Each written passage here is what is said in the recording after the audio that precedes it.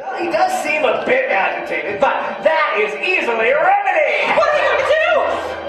Well, somebody has to do something!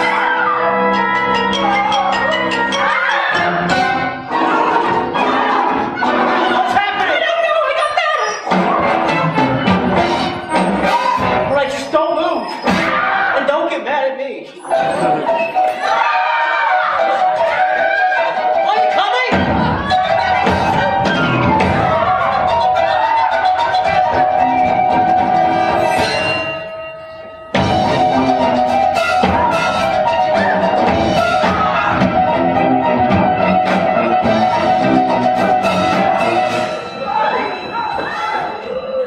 Careful! Don't shake him! I'm not. And we can't let him loose just anywhere, you know?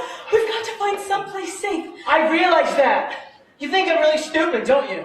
No, not really, stupid. Why is it every time I see you, you're causing some sort of commotion? Oh, so I should just keep my mouth shut? Is that what you're saying? No. You think I want to be this way? You think I want to care this much? Sure. You think I don't know how much easier my life would be if I Do didn't? you ever let anyone else talk?